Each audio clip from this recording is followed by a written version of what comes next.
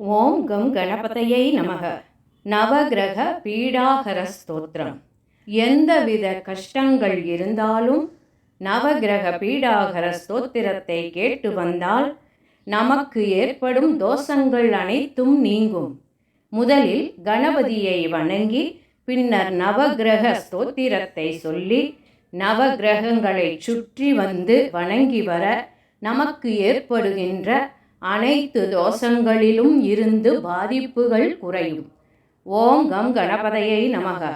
சகல செல்வங்களையும் பெற்றிடவும் அனைத்து வித சகல தோஷங்கள் நீங்கிடவும் நவகிரக ஸ்தோத்திரத்தை கேட்டு அனைவரும் நீண்ட ஆயுளும் நிறைந்த செல்வங்களையும் பெற்றிடுங்கள்.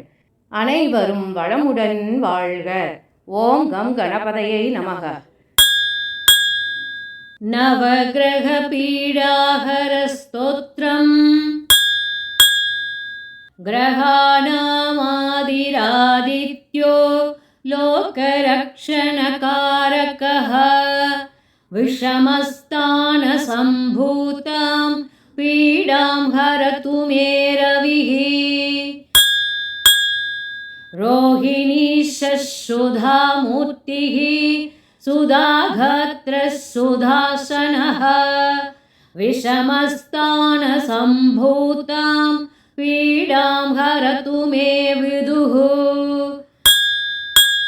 பூமிபுத்ரோ மகாதேஜ ஜகதாம் பயக்ருத் சதா விருஷ்டிஹர்த்தா ச பீடாம் ஹரது மே குச்சः. उत्पातरूपो जगतां चन्द्रपुत्रो मगाद्युतिः सूर्यप्रियकरो विद्वान् पीडां हरतु मे भूतः. देवमन्त्री विशालाक्षः सदा लोकहिते रतः अनेकशिष्यसम्पूर्णः पीडां हरतु मे गुरुः. दैत्यमन्त्री गुरुस्तेषां प्राणदश्च महामतिः प्रभुस्ताराग्रहाणां च पीडां हरतु मे भृगुः. सूर्यपुत्रो दीर्घदेहो विशालाक्षः शिवप्रियः मन्दसारप्रसन्नात्मा पीडां हरतु मे शनिः.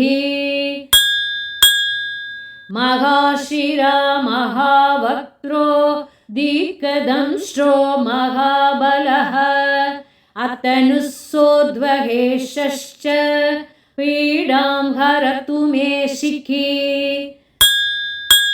अनेकरूपवर्णैश्च शतशोतसहस्रशः उत्पातरूपो जगतां पीडां हरतु मे तमः. इति नवग्रहपीडाहर स्तोत्रम्.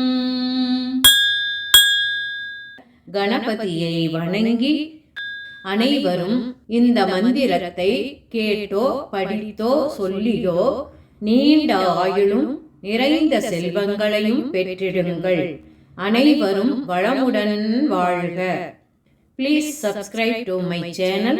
Thanks for watching.